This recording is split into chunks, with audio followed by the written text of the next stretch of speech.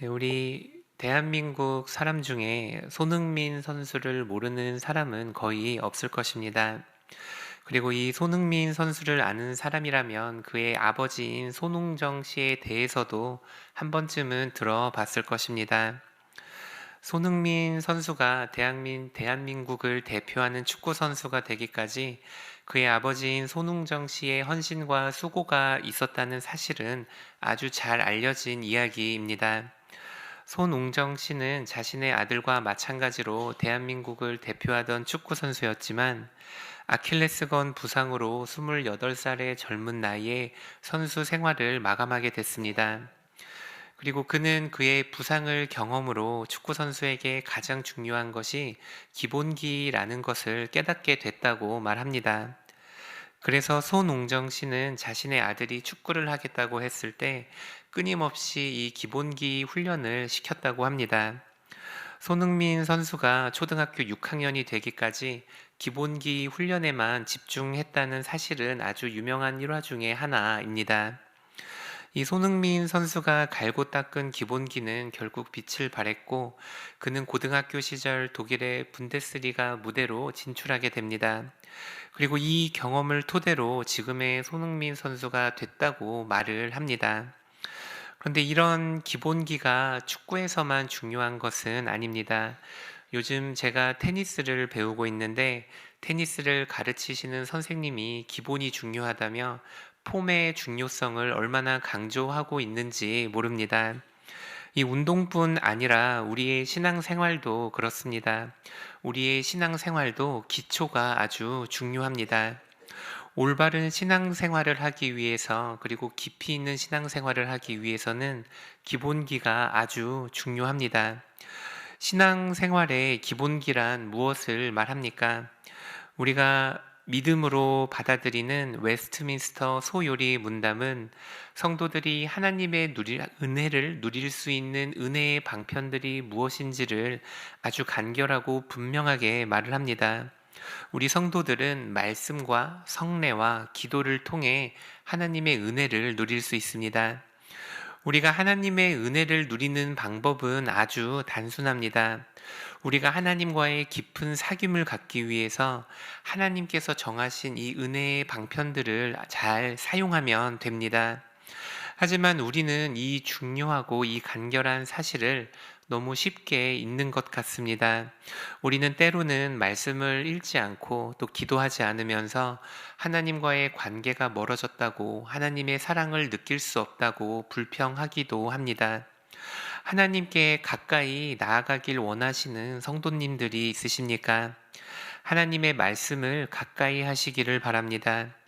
틈틈이 성경을 읽고 주일 말씀을 기억하고 그 말씀대로 살기 위해 노력하시기 바랍니다. 오늘 우리가 읽은 이 말씀도 이 여럿 은혜의 방편 중에서 말씀이 얼마나 중요한지를 이야기를 합니다. 오늘 말씀을 통해서 우리가 하나님의 말씀을 왜 읽어야 하는지 다시 한번 깨닫고 말씀을 읽는 일에 최선을 다하도록 결심하시는 우리 귀한 성도님들 되시기를 축복합니다. 우리가 지금 계속 살펴보고 있는 이 디모데 후서는 사도 바울이 로마의 감옥에 있는 동안 쓰여졌습니다. 그는 사슬에 매여 있었고 춥고 불도 없는 깊은 감옥 속에서 마지막 날을 기다리고 있었습니다. 그런 사도 바울이 마지막으로 그의 영적인 아들인 디모데에게 이 편지를 남겼습니다. 그리고 이제는 예수님이 다시 오기를 기다리며 마지막 날을 살아가고 있는 디모데에게 오늘의 본문을 권합니다. 우리가 어제의 본문 말씀이지만 우리 다 함께 디모데후서 3장 1절에서 2절 말씀을 읽도록 하겠습니다. 너는 이것을 알라. 말세에 고통하는 때가 이르러 사람들이 자기를 사랑하며 돈을 사랑하며 자랑하며 교만하며 비방하며 부모를 거역하며 감사하지 아니하며 거룩하지 아니하며. 오늘 우리가 읽은 본문 말씀도 어제의 본문에서 계속해서 이어지는 내용입니다. 그리고 어제의 본문과 같이 오늘 본문도 마지막 세대, 이 말세를 배경으로 합니다. 사도 바울은 디모데가 살아갈 세대가 예수님이 다시 오기를 기다리며 살아가는 세대, 마지막 시대의 세대임을 분명하게 말합니다. 그리고 사도 바울은 디모데에게 그가 살아갈 이 마지막 세대가 얼마나 악하고 얼마나 타락했는지를 어제 본문 말씀을 통해서 분명히 알려주었습니다. 사도 바울은 이 마지막 세대를 자기를 사랑하며 돈을 사랑하고 자랑하며 교만하며 비방하며 부모를 거역하며 감사하지 아니하며 거룩하지 아니하며 무정하며 원통함을 풀지 아니하며 모함하며 절제하지 못하며 사나우며 선한 것을 좋아하지 아니하며 배신하며 조급하며 자만하며 쾌락을 사랑하며 경건의 모양은 있으나 경건의 능력은 부인하는 세대라고 말을 합니다. 그리고 이어서 사도 바울은 이 악하고 타락한 세대 가운데 자신은 어떤 삶을 살았는지를 말을 합니다. 우리 함께 디모데후서 3장 10절에서 11절 말씀을 읽도록 하겠습니다. 나의 교훈과 행실과 의향과 믿음과 오래 참음과 사랑과 인내와 박해를 받음과 고난과 또한 안디옥과 이고니온과 루스드라에서 당한 일과 어떠한 박해를 받은 것을 내가 과연 보고 알았거니와 주께서 이 모든 것 가운데서 나를 건지셨느니라. 먼저 사도 바울은 자신의 삶을 본으로 말하면서 마지막 시대를 살아가는 성도들의 삶이 어떠해야 하는지를 알려줍니다. 자랑하기 위해 이 말을 한 것이 아니라 성도들에게 믿음의 본을 보여주기 위한 교육적인 목적에서 그랬습니다.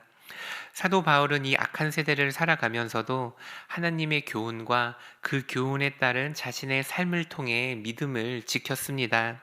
사람들은 무정하고 서로를 속였지만 사도 바울은 이런 삶 가운데서도 믿음을 지키고 스스로를 지켰습니다. 사도 바울은 이 악한 시대 가운데서 믿음을 잃지 않고 오래 참았으며 인내하고 박해를 견디며 고난을 버텼습니다. 그리고 이제는 이 악한 세대에서 자신의 뒤를 이어 살아갈 디모데에게 디모데가 이 세대 가운데서 겪게 될 일을 말해 줍니다. 우리 함께 디모데후서 3장 12절 말씀을 읽도록 하겠습니다. 무릇 그리스도 예수 안에서 경건하게 살고자 하는 자는 박해를 받으리라. 사도 바울은 디모데에게 성도들이 말세에서 겪게 될, 말세에서 살아갈 성도들의 모습이 어떠한지를 보여줍니다. 사도 바울은 분명하게 이 마지막 시대를 살아가면서 성도들이 박해를 겪게 될 거라 말을 합니다. 우리가 단순히 어떤 행동을 했기 때문에 받는 박해만을 말하는 것이 아니라 우리가 예수님을 믿는 사람이기 때문에 우리의 존재가, 우리의 믿음이 세상의 가치관과 양립할 수 없기 때문에 받게 되는 박해를 말합니다. 사도 바울은 디모데에게 말세를 살아가는 모든 성도들이 이 박해를 겪게 될 거라 말을 합니다.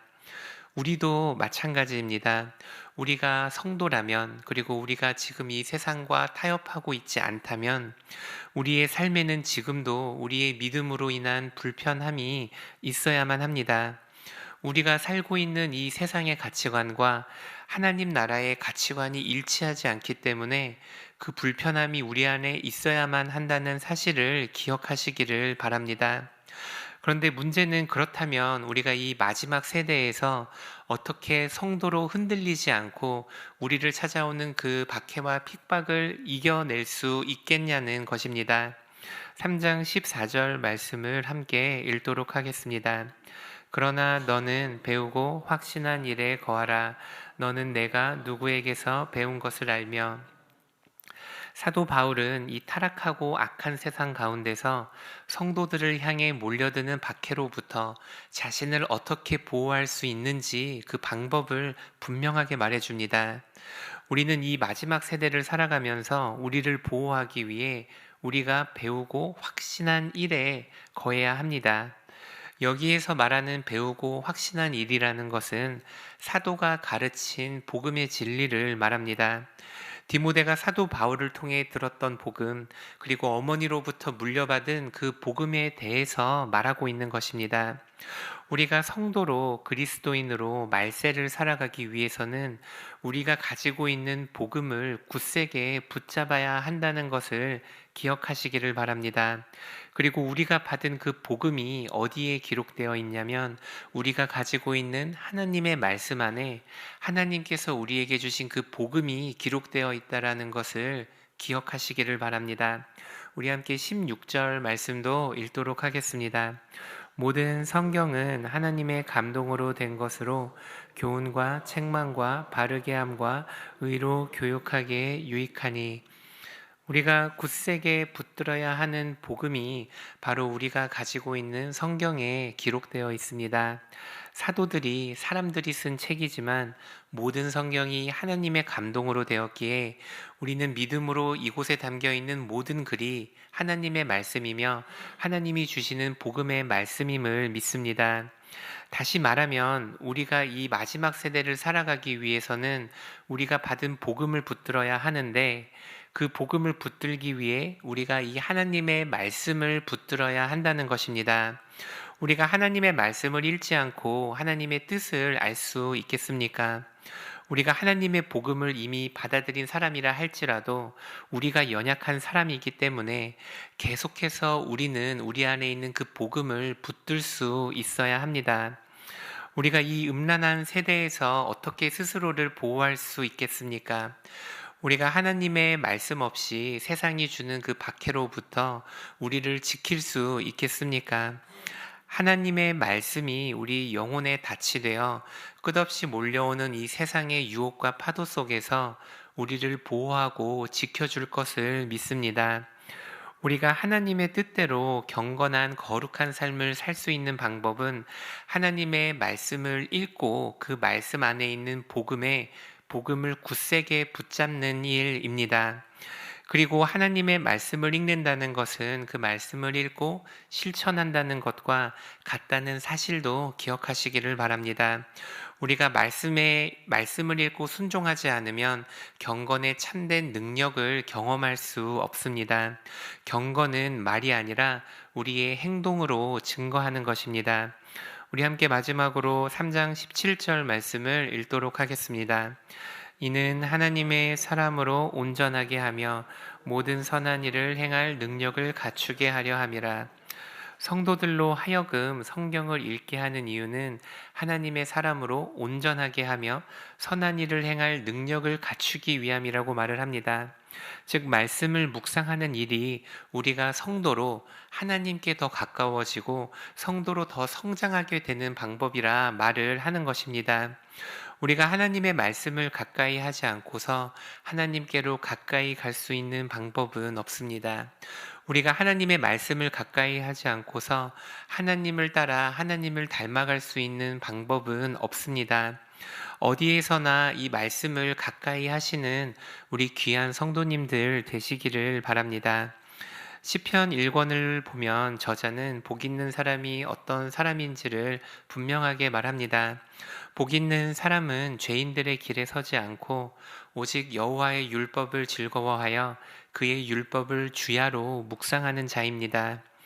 오늘 하루 생활하시면서 삶의 일터에서 또 가정에서 또 지하철에서 또 공원에서 하나님을 사모하는 마음으로 하나님의 말씀을 가까이 하는 귀한 성도님들 되시기를 축복합니다. 우리가 이 말씀을 가까이 할 때 이 악하고 타락한 마지막 세대 가운데 우리의 믿음을 끝까지 지킬 수 있게 됩니다. 우리 주기도문으로 마치도록 하겠습니다. 하늘에 계신 우리 아버지, 아버지의 이름을 거룩하게 하시며 아버지의 나라가 오게 하시며 아버지의 뜻이 하늘에서와 같이 땅에서도 이루어지게 하소서. 오늘 우리에게 일용할 양식을 주시고 우리가 우리에게 잘못한 사람을 용서하여 준 것 같이 우리 죄를 용서하여 주시고 우리를 시험에 빠지지 않게 하시고 악에서 구하소서. 나라와 권능과 영광이 영원히 아버지의 것입니다. 아멘.